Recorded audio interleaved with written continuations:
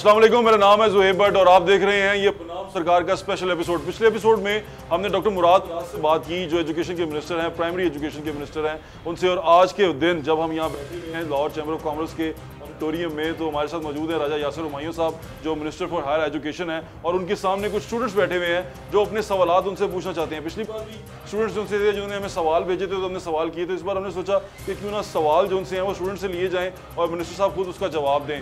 और यहाँ पर हमने कोशिश की है कि हम SOP की पूरी पाबंदी कर सकें।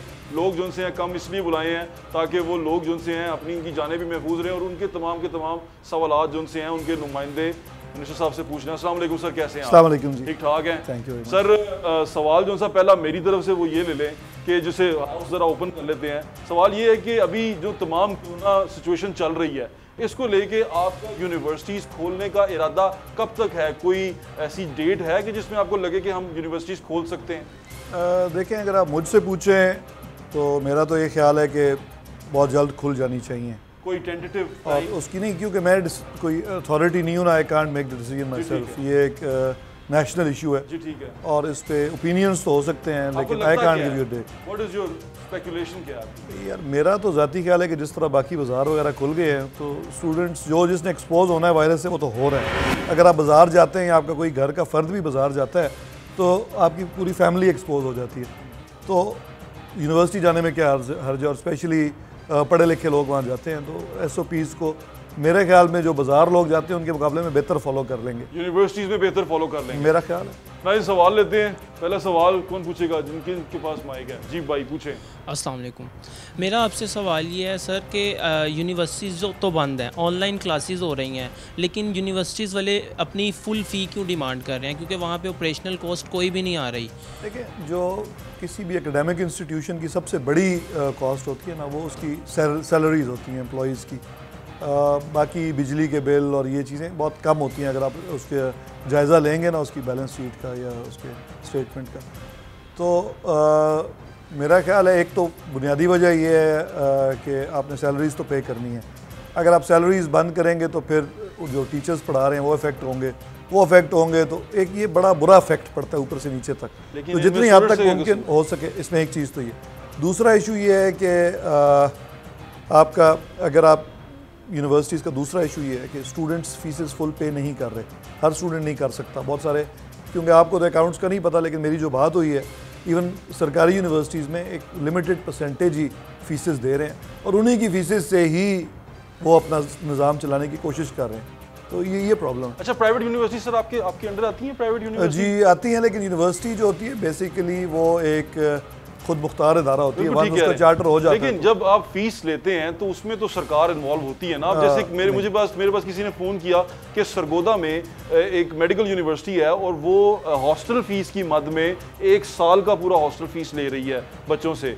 तो वो क्या हो रहा है? उसके ऊपर कोई चीज़ मेरा ख्याल है कि वो गलत कर रहे हैं, लेकिन यूनिवर्सिटी क्या उनकी शिकायत की जा सकती है? गवर्नर साहब चांसलर होते हैं तमाम यूनिवर्सिटीज़ के, तो गवर्नर साहब को लिखा जाए। एग्जैक्टली, गवर्नर साहब लिखा जाए। और जो देखने वाले ये सुन रहे हैं कि अगर आपको ऐसा लगता है कि आपको ओवर चार्जिंग की जा रही है या आपको तंग किया जा रहा है पैसों के मामले में, तो गवर्नर साहब चांसलर हैं, उनको खत ज़रूर लिखें और हायर एजुकेशन कमीशन में भी लिखें। और कोई भाई दीदी सवाल पूछें। सर, मेरा सवाल आपसे ये है कि लॉकडाउन के बाद जब हुकूमत पाकिस्तान ने बिल्स में सब्सिडीज़ प्रोवाइड की हैं, तो जिस तरह अभी आपने मेंशन किया है कि आपने सैलरीज़ देनी है अपने एम्प्लॉयज़ की, तो हमने स्टूडेंट्स की रिप्रेजेंटेशन के तौर पर गवर्नर साहब को एक ख़त लिखा जिसमें हमने ये डिमांड पुट ऑन की कि we want 50% fee reduction minimum.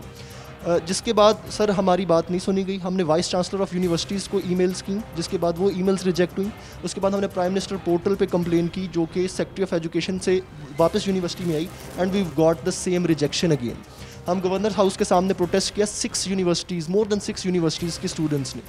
जिसके बाद हमारी गवर्नर साहब के साथ मुलाकात हुई एंड ही सेड कि वो इस पर कुछ एक्शन लेंगे, जो कि बाद में नज़र नहीं आया। सर, इस टाइम सूरत हाल ये है कि students are planning another protest, जो कि हम नहीं चाहते कि हो इस सिचुएशन के अंदर।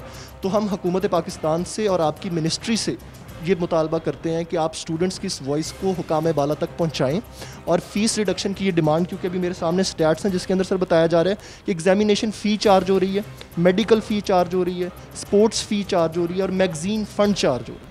तो सर ये जो अपर ड्यूज़ हैं, ये जो एक्स्ट्रा ड्यूज़ हैं, कम से कम इनको एलिमिनेट किया जाए और बेसिक ट्यूशन फ़ी चार्ज की जाए अगर की जानी है। देखें, आपकी बात दुरुस्त है कि ऑब्वियसली स्टूडेंट्स के पॉइंट ऑफ व्यू से देखें तो मेरे भी बच्चे स्टूडेंट्स हैं, जब उनको मैं जिन इंस्टीट्यूशन में भेज रहा हूँ उनकी फ़ीस आती है तो तमाम पेरेंट्स को ही तकलीफ़ होती है, चाहे वो जिस भी लेवल पे उनके आमदनी हो। लेकिन हमारा ये ख्याल था कि ये इन टाइम मसला हल हो जाएगा, 2-3 माह और आपको सेमेस्टर के रिजल्ट्स भी मिलने थे।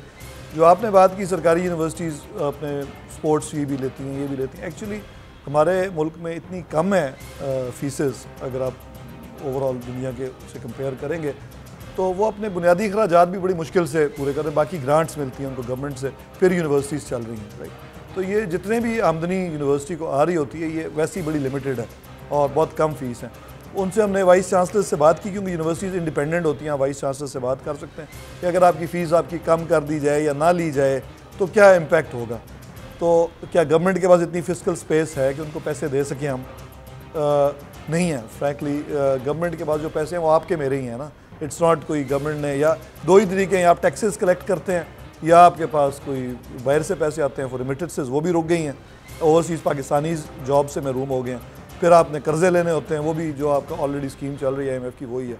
तो इस वक्त एक बड़ी बुरी सिचुएशन है और आपकी बात दुरुस्त है। आपके पॉइंट ऑफ व्यू से अगर आपके शूज़ में बैठ के देखें तो ऑब्वियसली पेरेंट्स और स्टूडेंट्स भी अब बर्डन फील कर रहे हैं। तो अगर यूनिवर्सिटियाँ ना खुली तो ये एक क्राइसिस क्रिएट हो जाएगा और इस सिलसिले में एक बड़ी हाई लेवल की मीटिंग इंशाल्लाह एक आध दिन में होने वाली है, जिसमें उम्मीद है कि कोई बेहतरी की तरफ हम सजेशंस आ सकेंगे। यानी कि हम सिर्फ मीटिंग के ऊपर खड़े हैं, आपके मीटिंग होगी तो जवाब निकलेगा। क्योंकि मुझे ये जो इन्होंने बात की और जैसे आपने कहा है कि फीसेस जो सी हैं वो हम देते हैं, फ़ीस देते हैं। अब फ़ीस जब हम दे रहे हैं और आपको पता है कि हम कितनी माशी बदहाली से गुजर रहे हैं, जिस तरह आपने कहा यूनिवर्सिटी गुजर रही है, ये लोग ज़्यादा गुजर रहे हैं, हम लोग ज़्यादा सफ़र कर रहे हैं, उसके बावजूद कोई रिलीफ नहीं मिल रहा, इसकी शोबे में कोई रिलीफ नहीं मिल रहा। रिलीफ आपने डिसीजन लेना होता है ना जब आप गवर्नमेंट में होते हैं कि आपके पास रिलीफ देने के लिए क्या है। प्राइमरीली सबसे बड़ा मसला जो था वो उन लोगों का जिनको रोटी नहीं मिल रही, ठीक है। एहसास प्रोग्राम में आपने बेताशा पैसे दिए, ठीक है। जब आप इस तरह की डेस्परेट सिचुएशन में होते हैं तो आप सबसे पहले रिलीफ उसको देने की कोशिश करते हैं जो बहुत ज़्यादा हकदार हो, राइट। जिसके घर में किचन नहीं चल रहा, मेरा ख्याल है सबसे ज़्यादा हकदार वो है। उसके बाद इवेंचुअली जो यूनिवर्सिटीज़ में स्टूडेंट्स जाते हैं उनमें से भी किसी ने गन पॉइंट पे तो पैसे ले नहीं रहा होता, कोई लोग फीसेस नहीं देते, कुछ दे रहे होते हैं जो अफोर्ड कर रहे होते हैं। फीस दे तो निकाल देते हैं, नहीं अभी तो किसी ने निकाला नहीं है ना, निकाल देते हैं सर, स्टूडेंट्स बैठे हुए। सर यूनिवर्सिटीज़ अडेप्टिव हो गई, किसी सरकारी यूनिवर्सिटी ने किसी को निकाला है, मेरा नहीं ख्याल कि सर यूनिवर्सिटीज़ अडेप्टिव हो गई, ऑनलाइन क्लासेस उन्होंने रख ली। तो मुझे ये समझ नहीं आ रही कि गवर्नमेंट पॉलिसी बनाने में क्यों नाकाम होगी। और आप दूसरी बात आपने की कि हम प्राइवेट यूनिवर्सिटी पे इन्फ्लुएंस नहीं कर सकते, तो हुकूमत का फिर पावर क्या है? वो तो मोनोपली करके अपने हिसाब से जो भी पॉलिसी कर सकते हैं। वर्ल्ड ओवर ये बात आपको पहले समझने की ज़रूरत है कि प्राइवेट सेक्टर ना सारी दुनिया में जो है उसको एक ऑटोनॉमी होती है यूनिवर्सिटी लेवल पे, और वो बेसिकली उन लोगों के लिए होती है, प्रिविलेज्ड लोग उसमें जाते हैं जो अफोर्ड कर सकते हैं, या फिर उनके इतने एंडोमेंट फंड्स बन चुके हैं कि वो फुल स्कॉलरशिप्स भी दे रहे हैं। आप हार्वर्ड देख लें, प्राइवेट यूनिवर्सिटी है, लेकिन एक मिसाल में बड़ी एक अनोखी सी ले आए। लेकिन generally private sector is for people who can afford it. Government का काम है सरकारी यूनिवर्सिटियों में तालीम को बेहतर करना और लोगों को सस्ती तालीम प्रोवाइड करना। ये मिडिल क्लास है ना, ये बेचारा फंस गया है, ये ना जेंट्री में जा सका है ना गरीब हो सका है, तो ये उसमें फंस गया, इसलिए चीख पुकार ज़्यादा कर रहा है कि प्राइवेट यूनिवर्सिटी जो सी हैं बेचारों को करती जा रही हैं। हाँ नहीं, डेफिनेटली प्राइवेट यूनिवर्सिटीज़ जो हैं वो तंग तो कर रही हैं लोगों को, लेकिन आप वो एक लॉ के तहत बनी है ना, उनको चार्टर मिला है, उससे उनको एक इंडिपेंडेंस मिली हुई है, राइट। और इट्स बेसिकली प्राइवेट यूनिवर्सिटी में जाने या ना जाने का जो फैसला है वो किसी भी स्टूडेंट पे। राय साहब, जैसे स्कूल को देखती है ये मिनिस्ट्री ऑफ एजुकेशन जो सी है, प्राइमरी स्कूल्स को देखती है, प्राइवेट स्कूल्स को, लेकिन जो स्कूल्स होते हैं ना वो किसी चार्टर के तहत नहीं बनते। जब चार्टर का मतलब है एक लॉ अप्रूव होता है, असेंबली ने पास करके एक ऑटोनॉमी दे दी। हायर एजुकेशन की जो इंस्टीट्यूशन है, कॉलेजेस नहीं, जो यूनिवर्सिटीज़ हैं वो चार्टर के तहत बनती हैं, जिससे उनको एक इंडिपेंडेंस मिल जाती है फैसले करने की, राइट। अब या तो चार्टर्स में चेंज आए, कानून तब्दील कर दिए जाएं, विच इज़ अ वेरी जी मैं समझ गया हूँ, इट्स अ लॉन्ग प्रोसेस। जी तौसीफ सर। जी अस्सलाम वालेकुम, मैं प्रोफेसर तौसीफुर रहमान हूँ। सर मेरा सवाल ये है कि आइंदा 1-2 माह में मुझे ऐसा लग रहा है कि गवर्नमेंट ने बड़ी ब्लेसिंग किया है उन स्टूडेंट्स के लिए जिन्होंने कभी FSC नहीं करनी थी, वो भी पास हो गए हैं। तो बहुत से बच्चे पास हो गए। पहले रिजल्ट आता था 50%, अब रिजल्ट है 95%। तो इतने बच्चे, क्या कोई आपकी कोई ऐसी पॉलिसी है कि यूनिवर्सिटीज़ जो गवर्नमेंट की यूनिवर्सिटीज़ हैं उसमें कोई सीटें बढ़ा दें? देखिए 95% तो पास नहीं होंगे। देखें आपका फर्स्ट ईयर के रिजल्ट को हम डबल कर रहे हैं ना, तो जो फर्स्ट ईयर में नालायक था वो सेकंड ईयर में भी नहीं नालायक सर, है। जिसकी 2 सप्लियाँ थी वो भी पास हो गया। तो ज़्यादातर नालायकों की 1-2 सप्ली ही आती है, 3-4 सप्लियाँ तो बहुत कम लोगों की आती हैं। जिसकी 2 सप्लियाँ थी वो भी पास है। एक्चुअली जो 2 सप्लियाँ देते हैं वो फिर 2 सप्लियों में पास भी कर लेते हैं। 2 सप्ली में प्रमोशन हो जाती है ना सर? नहीं। फर्स्ट ईयर से प्रमोशन हो जाती है सेकंड ईयर में। जी तो 2 सप्ली के 2 साथ। सप्लियाँ थी ना, वो भी पास हो गए हैं। तो मुझे लग रहा है 70-80% कम से कम रिजल्ट आएगा। तो हमारी यूनिवर्सिटीज़ में इतनी कैपेसिटी नहीं है। तो यूनिवर्सिटी तो सिर्फ उन्हीं को एडमिशन देंगी ना जी जो उनके मेरिट पे आएंगे, बाकियों को नहीं मिलेगा एडमिशन। मेरी ये रिक्वेस्ट है आपसे कि आपको यूनिवर्सिटीज़ को ऐसी कोई गाइडलाइन दें कि थोड़ी सीटें बढ़ा दें, ताकि मतलब वैसे ये सवाल पूछे, रिक्वेस्ट ना करें कि इन्होंने पंजाब यूनिवर्सिटी या इस तरह की सरकारी यूनिवर्सिटीज उन्होंने रिलीफ क्या दिया है इसमें? क्या सीटें बढ़ाई हैं? नहीं, बिल्कुल बढ़ानी चाहिए ही नहीं है। Higher education is a privilege, it's not for everybody. ठीक है, आपने सिर्फ लायक लोगों के लिए होती है। माजरत, मेरी बात सुन ले पहले। या सर मेरा इख्तिलाफ दुनिया में इंटरनेशनली हायर एजुकेशन जो लोग अफोर्ड नहीं कर सकते उनमें उन लोगों के लिए होती है जो लायक हों। इट्स नॉट अनलिमिटेड, होनी भी नहीं चाहिए। बेसिकली आपका हाई स्कूल करके लोग नौकरियां करते हैं, ठीक है। जो लोग अफोर्ड कर सकते हैं या जो लोग लायक होते हैं उनको स्कॉलरशिप्स दी जाती हैं। ये वर्ल्ड ओवर यही तरीका का। सर हमारा तो ग्रेजुएशन में के बाद नौकरी मिलती है ना, हमारी सरकारी नौकरी भी ग्रेजुएशन के बाद। सरकारी नौकरी भी देखें, ग्रेजुएशन हमारी हायर एजुकेशन में आती आपका देखें हमारा बिल्कुल जो फोकस है ना वो गलत रहा है। एक्सेस से ज़्यादा जो फोकस होता है हायर एजुकेशन पे जो होना चाहिए, that is access with quality. Quality को कॉम्प्रोमाइज़ करके एक्सेस बढ़ाने से ये होगा कि आप ग्रेजुएशन करने के बाद कहेंगे जी मैंने तो वो ठिया लगा लिया, मुझे नौकरी नहीं मिली। आप क्वालिटी ग्रेजुएट्स पैदा नहीं करेंगे तो कभी भी आप क्वालिटी को कॉम्प्रोमाइज वाले भी ठिया लगा के खड़े हुए हैं। एंट्री टेस्ट के सर रिलेटेड क्वेश्चन है। बहुत से बच्चे मेरे स्टूडेंट्स और दूसरे प्रिपेयर कर रहे हैं एंट्री टेस्ट के लिए। कब तक मुमकिन हो सकता है, कब होगा? अगर ये हुआ ना तो क्या होगा? कोई परसेंटेज एंट्री टेस्ट की बढ़ा दी क्योंकि सारी पास कर दी हैं, ठीक है, कोई परसेंटेज बढ़ा दे। इसके ऊपर मुझे ऐसे लगता है जैसे प्रोविंशियल मेरिट लिस्ट की बात कर रहे हैं ना, आपके मेरिट लिस्ट में ईज मिल जाए, कोई ईज मिल जाए। प्रोविंशियल ऑटोनॉमी है सर अभी ना, तो कोई मुझे लगता है एक्टिवली जो हमारी पंजाब की गवर्नमेंट है इसे कोई एक्टिवली, जैसे एनडीएमए एक अदारा बना ना, पंजाब में भी एक छोटा सा अदारा बनना चाहिए। एनडीएमए है हमारे पास, हाँ, तो वो कोई एक्टिवली कोई डिसाइड करे ताकि फैसले हो सके। अभी सर देखिए मेरी रिक्वेस्ट है, आप बड़े जनरस हैं, आपकी पर्सनैलिटी अच्छी है, आप अच्छी तरह काम कर रहे हैं, लेकिन मुझे लगता है थोड़ा एक्टिव होने की ज़रूरत है। नहीं, पूरी गवर्नमेंट को थोड़ा एक्टिव होने की ज़रूरत है, वरना सर ये मसला बन जाएगा। ये ना हो कि एहतजाज शुरू हो जाए, हम तो आगे अफोर्ड नहीं कर पा रहे सर। नहीं देखिए, आपका बेसिक एहतजाज तो हो रहे हैं, जो सिचुएशन है ना वो ज़ाहिर आप ये अज्यूम तो कर रहे थे कि लॉकडाउन ख़त्म हो गया तो फॉल में क्लासेस शुरू होती हैं, फॉल से पहले क्लासेस हम खोलने में कामयाब हो जाएंगे, ठीक है। और जो लास्ट मीटिंग हुई थी, ऐसी नहीं है कि मीटिंग्स नहीं हो रही, मीटिंग्स में डिसीजन होते हैं ना। आपने अभी कमेंट दिया कि मीटिंग्स ही करते रहते हैं, तो मीटिंग्स कोई किसी की हम शक्ल देखने के लिए तो नहीं करते, इसलिए करते हैं कि मिल बैठ के एक कॉमन विजडम के साथ फैसले किए जाएँ। तो जो लास्ट मीटिंग हमारी फेडरल गवर्नमेंट की और तमाम प्रोविंसेस की हुई थी, उसमें ये डिसाइड हुआ था कि जुलाई 15 के बाद, क्योंकि गवर्नमेंट इरादा कर रही है ओपन करने का, तो एंट्री टेस्ट भी हो जाएंगे सोशल डिस्टेंसिंग के साथ। और यूनिवर्सिटीज़ के क्योंकि स्टूडेंट्स बहरहाल समझदार होते हैं, उनको आप बिठा भी सकते हैं फासलों पे। यानी कि 2 सप्ली वाला जिसकी 2 सप्लियाँ थी वो भी क्लियर कर गया, तो इसका मतलब वो सही कह रहा है कि 75% रिजल्ट आ जाएगा। इसका मतलब वो 75% चाहेंगे कि हमें यूनिवर्सिटी में जाएं। आप बात जो समझ नहीं रहे हैं कि आप चाहे पास हो या फेल हो, आपका जो एडमिशन है यूनिवर्सिटी में that is based on merit. कोई मेरिट होता है ना, टॉप वालों को एडमिशन मिलता है ना, सबको तो नहीं मिलता। बिल्कुल ठीक है। जिनके कम मार्क्स होंगे, जिनकी सप्लियां, उनको ला मोहल्ला अगले साल रिपीट ही करना पड़ेगा। मतलब वो पास तो हो गए हैं अगर वो पढ़ाई छोड़ना चाहते हैं, और ये इंटरनेशनली ऐसे होता है। यानी कि भाईजान आप गुजर तो गए हैं, लेकिन उसके बाद आपको फेल होना, ये कोई पाकिस्तान में अनहोनी बात नहीं हो रही। वर्ल्ड ओवर आप ओ लेवल्स लोग कर लेते हैं। एक नई सिचुएशन है ना ये सर। ये बड़ा आपने वाज़ेह कर दिया कि अगर आप गलती से पास हो गए हैं एक स्ट्रोक ऑफ लक की वजह से, तो तैयार रहें, आप गवर्नमेंट कॉलेज लाहौर में आपका एडमिशन हो जाए, आप मजीद मेहनत करें आप, ठीक है। और ये जो बच्चे घर में बैठे हैं इनको पढ़ना चाहिए। गवर्नमेंट कॉलेज में तो वाइस चांसलर ने साफ कह दिया कि कोई एडमिशन नहीं है।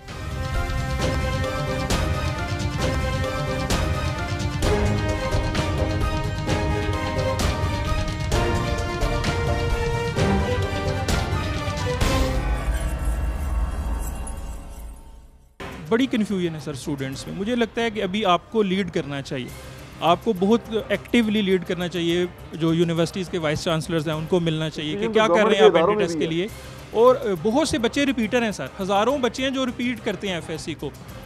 उनका इस दफ़ा क्या बनेगा? वो रिपीट नहीं कर पाएंगे पेपर क्योंकि लेट हो रहे हैं, और अगर पेपर मज़ीद लेट होते हैं फिर क्या बनेगा? थोड़ा सा इसको एक्टिवली करें। दूसरा ये है कि अगर देखें बेसिकली एक जितने पॉइंट्स पे आप बात कर रहे हैं ना, इन तमाम को एड्रेस भी किया गया। अगर पॉलिसी पढ़ें, बोर्ड की वेबसाइट पे भी है। एग्ज़ाम्स जो दोबारा लेने हैं, स्पेशल एग्ज़ाम्स, उनका भी हमने स्केड्यूल जारी करने लगे थे, लेकिन फिर गवर्नमेंट ने हमें, फेडरल गवर्नमेंट ने कहा कि जब तक ओपन नहीं हो जाता आप जल्दी स्केड्यूल जारी ना करें, अदरवाइज हम प्रिपेयर्ड हैं पंजाब गवर्नमेंट उसको जारी करने की। फिर इसमें एक और प्रॉब्लम ये है, क्योंकि ये एक नेशनल इशू है ना, तो आपने बाकी प्रोविंसेस को साथ लेके चलना होता है। अगर मैं किसी ज़्यादा तेज़ चल रहा हूँ, मैंने सारा काम किया हुआ है, तो मैंने सिंध को भी साथ लेके चलना है, बलोचिस्तान को भी, उनके बच्चों ने भी इन्हीं यूनिवर्सिटियों में जाना है, राइट। तो इट्स नॉट पॉसिबल कि मैं यूनिलैटरल डिसीजंस ले लूँ। जब तक वो मीटिंग्स हमारी रेगुलर बेसिस पे होती हैं और उसमें एक मिल बैठ के फैसला। सर अंधेरा बहुत है, मैं बस आखिरी बट साहब बहुत अंधेरा है इस टाइम। और आपको कुछ मिला है? बात सुने, कोई फ्रूटफुल जवाब मिला सर? आप राजी हैं? मुझे लगता है कि सर भी अभी कोशिश ही कर रहे हैं, अभी मतलब कोई भी उस फेज में है कि जहां वो स्ट्रगल कर रहे हैं। हम सारे ही मतलब सर इस टाइम ये है, मैं कोई क्रिटिसाइज नहीं कर रहा, नहीं सर, हम सारे कन्फ्यूजन में हैं। हमें इस टाइम किसी लीडर की ज़रूरत है। I very simple, Punjab level पे खास तौर पे किसी लीडर की ज़रूरत है जो लीड कर सके, जो हमें इस अंधेरे से निकाले, हमें बताए। बनाए लीडरशिप, गुज़दार साहब हैं, उस पर यकीन रखें, सर ने किया हुआ है। पीछे सवाल पूछें जी, सवाल पूछें। अस्सलाम वालेकुम। मेरा सवाल ये है, आपने ये तो कह दिया कि 3% मार्क्स दिए जाएंगे, पर ये नहीं बताया गया कि प्रैक्टिकल में कितने मार्क्स लगेंगे, ओवरऑल की बेस पर लगेंगे। यहाँ पे बिल्कुल क्लियर है वेबसाइट पे कि 50% तो दे रहे हैं, और बाकी जो 50% है that is based on your जो थ्योरी के पेपर में मार्क्स हैं, उस पे परसेंटेज। वैसे सर इसको क्लियर करें, उसने बोला एक सवाल मुझे तौसीफ साहब ने कि 2 सप्लियों वाले भी प्रमोट हो गए हुए थे, वो पास हो गए हुए थे, आगे क्लास में जा चुके हुए थे, अब वो पास हो गए हैं। यानी कि 2 सप्ली वाला जिसकी 2 सप्लियाँ थी वो भी क्लियर कर गया। तो इसका मतलब वो सही कह रहा है कि 75% रिजल्ट आ जाएगा। इसका मतलब वो 75% चाहेंगे कि हमें यूनिवर्सिटी में जाएं। आप बात जो समझ नहीं रहे हैं कि आप चाहे पास हो या फेल हो, आपका जो एडमिशन है यूनिवर्सिटी में that is based on merit. कोई मेरिट होता है ना, टॉप वालों को एडमिशन मिलता है ना, सबको तो नहीं मिलता। बिल्कुल ठीक है। जिनके कम मार्क्स होंगे, जिनकी सप्लियां, उनको ला मोहल्ला अगले साल रिपीट ही करना पड़ेगा। मतलब वो पास तो हो गए हैं अगर वो पढ़ाई छोड़ना चाहते हैं, और ये इंटरनेशनली ऐसे होता है। यानी कि भाईजान आप गुजर तो गए हैं, लेकिन उसके बाद आपको फेल होना, ये कोई पाकिस्तान में अनहोनी बात नहीं हो रही। वर्ल्ड ओवर आप ओ लेवल्स लोग कर लेते हैं, एक नई सिचुएशन है ना ये। सर ये बड़ा आपने वाज़ेह कर दिया कि अगर आप गलती से पास हो गए हैं एक स्ट्रोक ऑफ लक की वजह से, तो तैयार रहें, आप गवर्नमेंट कॉलेज लाहौर में आपका एडमिशन हो जाए, आपको आप मजीद मेहनत करें आप, ठीक है। और ये जो बच्चे घर में बैठे हैं इनको पढ़ना चाहिए। गवर्नमेंट कॉलेज में तो वाइस चांसलर ने साफ कह दिया कि कोई एडमिशन नहीं है। देखिए ये बात दोबारा मैं इसको दोबारा रीइटरेट करूंगा स्टूडेंट्स के लिए कि हायर एजुकेशन में ज़रूरी है कि क्वालिटी अच्छी हो, क्वालिटी ग्रेजुएट्स आप पैदा करें। माँ बाप के पैसे कॉलेज के 4 साल की तालीम पे ज़ाया करने की कोई ज़रूरत नहीं है अगर आप you don't think you are fit for college education. वैसे ये एडवाइस जो सी बहुत ब्लंट एडवाइस है, लेकिन ये एडवाइस बहुत अच्छी है जो इन्होंने कहा है, वो हकीकत पसंदाना अप्रोच है, जिसमें मैं आपको अप्रिशिएट करता हूँ सर कि अगर बच्चे को लगता है कि वो नहीं कर सकता तो ना करे, ना रिसोर्सेज ज़ाया करे, ना अपने माँ के पैसे ज़ाया कर ले यार, एंटरप्रेन्योर बने। बिल्कुल ठीक है। मैंने बहुत सारे ऐसे लोग देखे हैं जो MBBS करके वो टीवी पे एंकर भी बन जाते हैं, वो सीटें भी फिर ज़ाया हो जाती हैं। आगे बताएं भाईजान, सवाल पूछें आप। सर मैं UIT से हूँ। सर मेरा ना क्वेश्चन है ऑनलाइन लर्निंग के हवाले से कि बच्चे UIT में काफ़ी दूर दूर से आते हैं, कोई कहीं से आया है, कोई मुल्तान से, कोई दूर दूर इलाकों से, तो जहाँ पे 2G तक अवेलेबल नहीं है। अब इन्होंने ऑनलाइन क्लासेस शुरू की हैं एक ऐप के थ्रू, जूम ऐप थी, वो ऑलमोस्ट वीकली वो खाती है सर 3 GB तक का डाटा, वो हमें पड़ जाता है 300, 350, 400 में, जो कि हम नहीं अफोर्ड कर सकते। और दूसरा सर ऑनलाइन बच्चा सीख ही नहीं सकता। जब वो पढ़ाते हैं ना ऑनलाइन सर, जब टीचर पढ़ा रहा होता है ना तो वो इतना ब्लर हो जाता है मोबाइल पे। कुछ बच्चों के पास वैसे मोबाइल नहीं है जी, ठीक है। टीचर्स के पास भी इतनी फैसिलिटीज़ नहीं है, तो इस हवाले से आप बताओ। जब आप कोई इमरजेंसी सिचुएशन होती है ना, तो फिर मुश्किल हालात में कोई ना कोई तो फैसले करने पड़ते हैं, ठीक है। ऑनलाइन एजुकेशन ज़ाहिर है हम लोग ना तो स्टूडेंट्स ना ही यूनिवर्सिटीज़ वेल इक्विप्ड थी इससे पहली दफ़ा तजर्बा हो रहा है ना पाकिस्तान में ऑनलाइन एजुकेशन का, राइट। तो उसमें प्रॉब्लम्स तो ये आने ही थे, राइट। एक दफ़ा तो आपको आएंगे, यूनिवर्सिटीज़ को भी आएंगे। आप यूनिवर्सिटी ऑफ इंजीनियरिंग सस्ती तरीन यूनिवर्सिटी है अगर आप इंजीनियरिंग यूनिवर्सिटीज़ दुनिया की देखें, और बड़े आला ग्रेजुएट्स पैदा करती है, ठीक है। महंगी वो नहीं है, लेकिन उसके बावजूद मुझे ये एहसास है कि ज़ाहिर है बहुत सारे स्टूडेंट्स उसको भी अफोर्ड नहीं कर सकते, और उसका डेटा भी मुझे एहसास है इस बात का। लेकिन इसके सोल्यूशन की तरह एक सोल्यूशन तो ये बंद कर दें फ़िलहाल, ठीक है, कोई क्लासेस ना हो और रोक दें, आपका 1 साल ज़ाया कर दें। जो आपके होता यह है कि आपकी एक डिग्री 4 साल की होती है, ठीक है। 4 साल के में 8 सेमेस्टर्स होते हैं तकरीबन, या 9, कई लोग 9 करते हैं। उस एक सेमेस्टर के अगर 2-3 माह आपके ख़राब हो भी जाए ना, तो आप कवर कर लेते हैं यूनिवर्सिटी लाइफ में, कोई इतना बड़ा इशू नहीं है ये, राइट। तो अगर ये 2-3 माह ही हुए ना प्रॉब्लम हुए हुए, इस 2-3 माह में, और यूनिवर्सिटी स्टूडेंट का एक लेवल होता है, ज़रूरी नहीं कि हर बात आप टीचर से ही सुन रहे हो। मैं खुद यूनिवर्सिटी में अक्सर चीज़ें तो खुद ही पढ़ लेता था किताब से, टीचर पे आप फॉर्मेलिटी के तौर पे लेक्चर सुन रहे हैं। सर आप बड़े अनट्रेडिशनल चीज़ों को अप्रोच जो सी है बड़ी अनट्रेडिशनल, ट्रेडिशनल के ऊपर नहीं जा रहे आप कह रहे हैं हाँ ऐसे होता है, कर लेते हैं, ठीक है। नहीं देखें, आपको के ऊपर मतलब मुझे हायर एजुकेशन की अल्लाह का फजल है बड़ी अच्छी समझ है, खुद अप्रोच जो है आपको जो जब आपकी अप्रोच जो स्टूडेंट वाली अप्रोच है, यानी कि आप चाह रहे हैं हो जाएगा, ये चीज़ें चल पड़ेंगी, निकल जाएंगी। ऐसे बेसिकली आपको एज ए स्टूडेंट ये समझने की ज़रूरत है कि आपके 8 सेमेस्टर्स में अगर इस मुल्क में इतनी इमरजेंसी आई हुई है, और बल्कि दुनिया में आई है, तो अगर 2 माह उस स्टैंडर्ड की तालीम आपको नहीं मिल सकी तो क्या आप कितने डाउन हो जाएंगे, ये आपने परसेंटेज कैलकुलेट करनी है ना। और अगर एक ऑप्शन ये थी कि सेमेस्टर ड्रॉप कर देते और कोई ग्रेड्स ना देते, तो आपके 4-5 माह ज़ाया हो जाते। बिल्कुल ठीक है। उसके बरक्स आपने आधा सेमेस्टर क्लासेस में अटेंड किया, 2 माह आपने ऑनलाइन कर लिया, जिसकी क्वालिटी इतनी अच्छी नहीं थी। टेक्निकली तो आपको वो वैसे भी कवर कर लेना चाहिए। आवर्स पूरे हो गए, इम्तिहान दें, आप इम्तिहान दें, स्टडी आवर्स पूरे हो गए, यानी कि आप स्टडी आवर्स कह रहे हैं वो कंप्लीट हो गए। हाँ, स्टडी आवर्स कंप्लीट हो गए। आपको यूनिवर्सिटी लेवल पे कोई किसी ने स्पून फीडिंग नहीं करनी होती, आपको टीचर्स की बात समझ आ रही होती है, आप खुद भी किताबें पढ़ सकते हैं। आपने फ़ी के मामले को तो यानी कि कर दिया है, जो फ़ी है स्टूडेंट की हर कोई अफोर्ड नहीं कर सकता। अब जिस तरह 35-40 और लाइक भी है 40,000 अगर फ़ी है एक सेमेस्टर की। अब मेरे पापा जहाँ काम करते हैं वो दिन का 500,000 ले आते हैं, तो हम किस तरह 6 माह की 30 to 40,000 पे कर सकते हैं। 100% दुरुस्त बात है।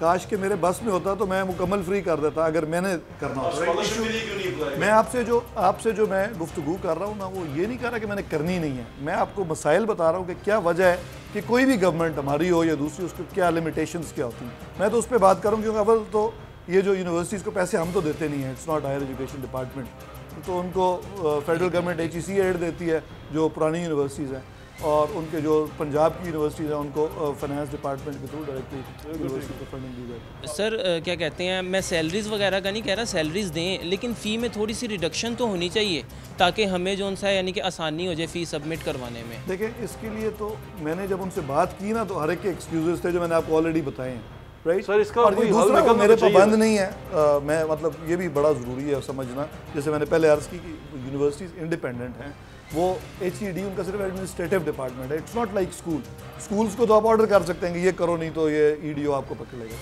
यूनिवर्सिटीज़ के आपने, और बड़े लोग हक में होते हैं कि इंडिपेंडेंस दी जाए यूनिवर्सिटीज़ को, और सियासी लोग इंटरफेयर ना करें, राइट। अब हम उनसे रिक्वेस्ट करते हैं VC से कि ये प्रॉब्लम, वो जवाब देते हैं कि अगर नहीं देंगे हम तनख्वाहें कहाँ से देंगे।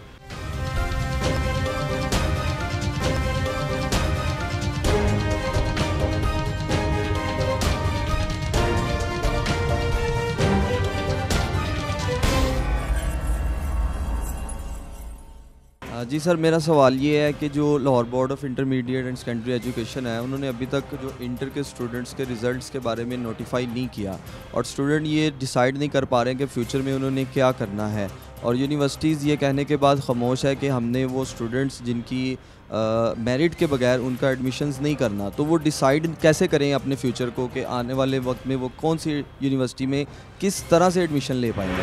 हमने प्रोसेस को थोड़ा 1 माह आगे कर दिया हुआ है। जो बोर्ड है वो अपने रिजल्ट्स, हमने उनको फैसला कर दिया कि कैसे करना है, दे रेडी टू डू इट। कोई फॉर्मेलिटीज़ का इंतज़ार करेंगे, मेरा ख्याल है हफ्ते 10 दिन में बिल्कुल क्लियर हो जाएंगी चीज़ें। उनको बहरहाल हम क्लियर कर चुके हैं, जो हमने डिसीजन लेने थे हम ले चुके हैं। अब बोर्ड ने अमल करना है, आई फाइंड आउट कि क्यों व्हाट्स रिडल है। और सर, वो इंटर पार्ट 1 में जिसकी 3 सप्लीज होंगी, वो अपने आप को फेल कंसिडर करें? जी एग्जैक्टली, फेल।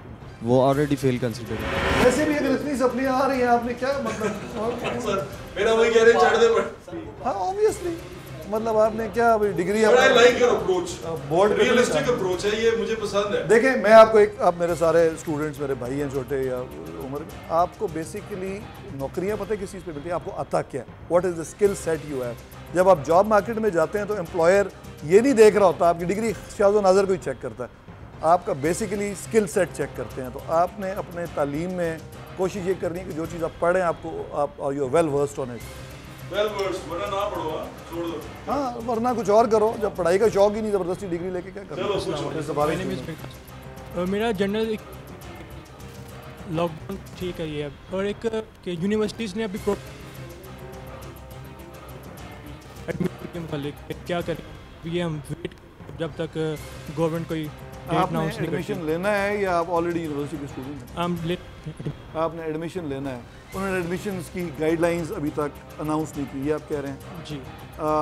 मैं वाइस चांसलर से रिक्वेस्ट करूंगा फौरी तौर पे कल ही कि जल्दी अपनी गाइडलाइन सब इशू करें। यूनिवर्सिटीज बता दें बच्चों को कि उन्होंने करना क्या है। हाँ एग्जैक्टली, वो मेरा ख्याल है वो भी सब पूरी कौम की तरह कंफ्यूजन का शिकार है। कंफ्यूजन जो सी है वो बड़ी अहम है इस वक्त, कौमी चीज़ बन गई। जी भाई सर, मैंने फ़ी के बारे में आपसे दोबारा रिक्वेस्ट करनी थी। आपने फ़ी के मामले को तो यानी कि कर दिया है। जो फ़ी है स्टूडेंट की, हर कोई अफोर्ड नहीं कर सकता। अब जिस तरह 40,000 अगर फ़ी है एक सेमेस्टर की, अब मेरे पापा जहाँ काम करते हैं वो दिन का 500,000 ले आते हैं, तो हम किस तरह 6 माह की 30,000 to 40,000 पे कर सकते हैं? 100% दुरुस्त बात है। काश के मेरे बस में होता तो मैं मुकम्मल फ्री कर देता अगर मैंने करना होता। मैं आपसे जो मैं गुफ्तगू कर रहा हूँ ना, वो ये नहीं कर रहा कि मैंने करनी नहीं है। मैं आपको मसाइल बता रहा हूँ कि क्या वजह है कि कोई भी गवर्नमेंट हमारी हो या दूसरी, उसकी क्या लिमिटेशंस क्या होती हैं। मैं तो उस पर बात करूँ क्योंकि अव्वल तो ये जो यूनिवर्सिटीज़ को पैसे हम तो देते नहीं हैं, it's not higher education department, तो उनको फेडरल गवर्नमेंट HEC एड देती है जो पुरानी यूनिवर्सिटीज़ हैं, और उनके जो पंजाब की यूनिवर्सिटीज़ हैं उनको फाइनेंस डिपार्टमेंट के थ्रू डायरेक्टली यूनिवर्सिटीज़ को फंडिंग दी जाती है। सर क्या कहते हैं, मैं सैलरीज़ वगैरह का नहीं कह रहा, सैलरीज़ दें, लेकिन फ़ी में थोड़ी सी रिडक्शन तो होनी चाहिए ताकि हमें जो उनसा यानी कि आसानी हो जाए फ़ी सबमिट करवाने में। देखिए, इसके लिए तो मैंने जब उनसे बात की ना, तो हर एक के एक्सक्यूजेस थे जो मैंने आपको ऑलरेडी बताए हैं, राइट सर। इसका और दूसरा को मेरे पाबंद नहीं है। मैं मतलब ये भी बड़ा ज़रूरी है समझना, जैसे मैंने पहले अर्ज़ की कि यूनिवर्सिटीज़ इंडिपेंडेंट हैं, वो HED उनका सिर्फ एडमिनिस्ट्रेटिव डिपार्टमेंट है। इट्स नॉट लाइक स्कूल्स को तो आप ऑर्डर कर सकते हैं कि ये करो, नहीं तो ये EDO आपको पकड़ लेगा। यूनिवर्सिटीज़ के आपने, और बड़े लोग हक में होते हैं कि इंडिपेंडेंस दी जाए यूनिवर्सिटीज़ को और सियासी लोग इंटरफेयर ना करें, राइट। अब हमसे उनसे रिक्वेस्ट करते हैं VC से कि ये प्रॉब्लम, वो जवाब देते हैं कि अगर नहीं देंगे हम तनख्वाहें कहाँ से देंगे। और होता ही है कि एकेडमिया में अच्छे टीचर्स को रिटेन करना, रखना, ये भी एक बहुत बड़ा प्रॉब्लम होता है, राइट। तो मैं आपको सिर्फ प्रॉब्लम्स डिस्कस कर रहा हूँ। इट्स नॉट कि मैंने रोका हुआ है, मैं तो चाहूँगा कि क्या ये इशू रेज हो सकता है? जी बिल्कुल हो सकता है, और मैं दोबारा भी डिस्कशन करूँगा, बल्कि करूँगा कि मैंने आपको ऑलरेडी बताया कि शफकत महमूद साहब से मेरी एक आध दिन में मीटिंग है इसी इशूज़ पे जो आपने बात की, और मीटिंग का मकसद यही है कि इसका कोई सोल्यूशन निकल सके, ताकि कोई गवर्नमेंट, अगर फेडरल गवर्नमेंट एड दे दे। सर, जिस तरह आपने पहले इस पे कहा कि यूनिवर्सिटीज़ को कुछ लिमिटेशंस होती हैं, उनको फंड्स क्रिएट करने में प्रॉब्लम आता है। सर, अगर हम पे करते हैं रेगुलर क्लासेस के लिए, तो हम ऑनलाइन क्लासेस के लिए उतनी अमाउंट किस तरह से पे करें? लेकिन सर, मेरे 2 पॉइंट्स हैं आपसे, जिसका मैं आपसे क्विक आंसर चाहूँगा। नंबर 1 कि जो स्टूडेंट्स अभी तक फ़ीस सबमिट नहीं करा सके हैं, as a minister of education sir, आप उन यूथ के जो वो स्टूडेंट्स हैं उनके बारे में आप क्या कहना चाहेंगे कि जिन्होंने अभी तक फ़ीस सबमिट नहीं करा सके? वो टाइगर्स तो नहीं है ना वो? सर टाइगर्स ही लाए हैं ना इन्हें यहाँ तक। तो सर, उनके लिए आपका क्या वर्डिक्ट होगा कि उन स्टूडेंट्स के साथ किस तरह से उन्हें किस तरह से रिलैक्सेशन दी जाए या उन्हें मज़ीद टाइम दिया जाए? और सेकेंडली सर, आज इस मीटिंग के बाद हमारा ये जो मैसेज है कि वी वांट कि कोई ना कोई हमें रिलीफ दिया जाए, कोई ना कोई रिडक्शन की जाए। ये एहतजाज करने जा रहे हैं, एक कर चुके हैं और दूसरा करने जा रहे हैं जनाब। सर, आप वो हुकाम बाला तक पहुंचाएं, आप हमारे रिप्रेजेंटेटिव हैं। फेसबुक पे पढ़ के ना, तो मैंने सबसे पहले फेडरल मिनिस्टर को ही कॉल की थी कि जनाब ये इशू क्रिएट हो रहा है और हमें must come up with the solution. बिल्कुल ठीक है, ठीक है। इसमें सॉल्यूशन तो पैसों से ही आएगा ना, मतलब फ़र्ज़ करें पैसे हमें नहीं मिलते तो फिर आप भी सड़कों पे होंगे और हम भी कुछ नहीं कर सकेंगे। देखें, एंड ऑफ द डे जो बात समझने की बात है कि मुझे और फेडरल मिनिस्टर को भी और गवर्नमेंट को एहसास है कि ये प्रॉब्लम है।